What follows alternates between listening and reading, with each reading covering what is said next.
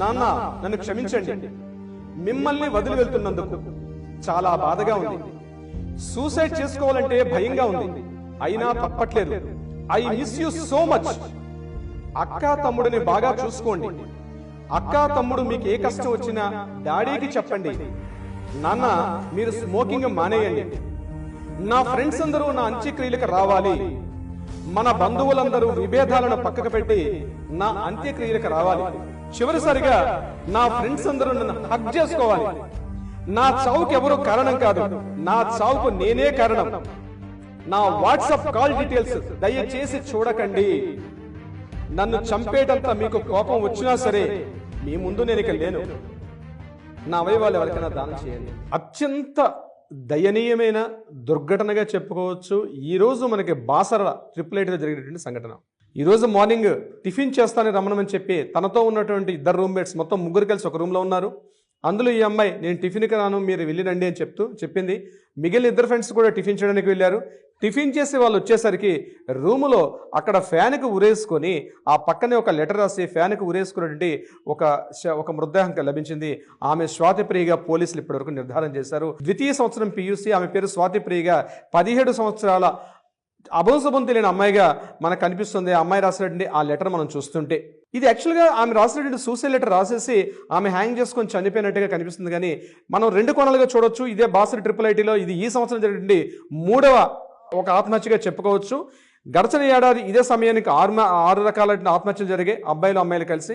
ఈ ఏడాది ఇప్పటికి 3వ జరిగింది. అంటే ఈ బాసర IT ఫామ్ అయిన తర్వాత ఇప్పటివరకు చాలామంది ఆత్మహత్యలు చేసుకున్నారు. నేను అటువంటి ఆ కోణంలోకి వెళ్ళదలుచుకోలేదు.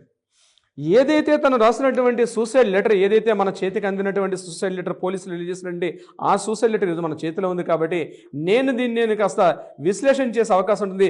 ప్రతి ఒక్క తల్లిదండ్రులు కూడా, ఆడపిల్లలు కలిగిన ప్రతి ఒక్క తల్లిదండ్రులు కూడా ఈ రోజు నేను చెప్పే విషయాలు ఒళ్ళు దగ్గర పెట్టుకొని వినండి. ప్రతి ఒక్కరు కూడా పూర్తిగా ఆలకించండి.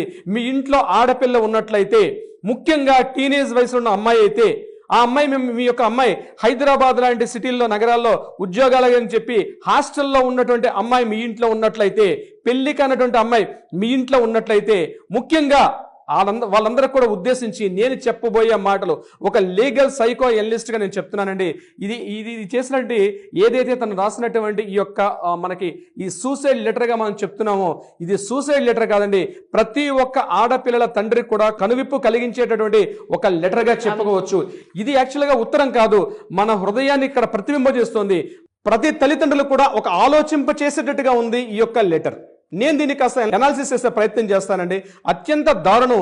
ఇటువంటి లెటర్ని యాజ్ ఏ లాయర్గా నేను ఈరోజు మీ ముందు ఇట్లా చేతులు కట్టుకొని మీ ముందు ఎక్స్ప్లెయిన్ చేయడం ఉంది నేను చాలా బాధాకరంగా చెప్తున్నాను. నేను కూడా ఒక ఆడపిల్ల తండ్రిగా చెప్తున్నానండి ఉష గారు. ఈరోజు ప్రతి ఒక్క తల్లిదండ్రులకి బాధ్యత ఉంది. ఇందాక మీరు ఆఫ్ రికార్డులో మీరు చెప్పారు, ప్రతి ఒక్క తండ్రి కూడా తన అమ్మాయి యొక్క భుజం మీద చెయ్యి వేసి నేను ఉన్నాను, హగ్ అంటారు చూసారండి. ఆ హగ్ అనే పదాన్ని ఈ లెటర్లో కూడా వాడడం జరిగింది. ఈ హగ్ని ఏమని కోరుకుంటుంది? తన తండ్రి యొక్క ఆప్యాయత, తన తండ్రి యొక్క ప్రేమ, తన తండ్రి యొక్క స్పర్శను కోరుకుంటుంది ఆ అమ్మాయి. ఈరోజు ఎంతో మంది అమ్మాయిలు అది తెలియక వేరే అపరిచితుల వ్యక్తుల యొక్క హగ్గును కోరుకుంటున్నారు. నేను ఉన్నానన్న భరోసా ఎప్పుడైతే ఇంట్లో మనకి దొరకదో, 3వ వ్యక్తి యొక్క హగ్గును కోరుకుంటుంది, 3వ వ్యక్తి యొక్క స్పర్శను కోరుకుంటుంది. అది స్పర్శ కాదు, అది కబంధ హస్తం అని తెలుసుకోలేకుండా ఈరోజు అమ్మాయిలు తమ జీవితాలను పూర్తిగా బుగ్గిపాలు చేసుకుంటున్నారు, తమ జీవితాలను నాశనం చేసుకుంటారు. అటువంటి మీరు ఆపన్న హస్తం, నేను ఉన్నానన్న ఒక భరోసా ఒక ప్రతి తల్లి ప్రతి తండ్రి చేయాల్సినటువంటి ప్రతి అవసరం కూడా ఉంది. ఇటువంటివి ఇక్కడతో ఫుల్ స్టాప్ జరగాలి. ఇటువంటిది ఏ ఇంట్లో కూడా ఊహించుకోవడానికి కూడా కష్టం అండి. జరగడం మాట పక్కన పెట్టండి, ఇటువంటిది ఊహించుకోవడానికి కూడా అత్యంత కష్టమైనటువంటి ఒక లెటర్ ఈరోజు ఆమె రాసుకున్నటువంటి సూసైడ్ లెటర్. ఆ సూసైడ్ లెటర్ని నేను కొంత విశ్లేషించే ప్రయత్నం చేస్తాను. అమ్మా, నాన్న నన్ను క్షమించండి.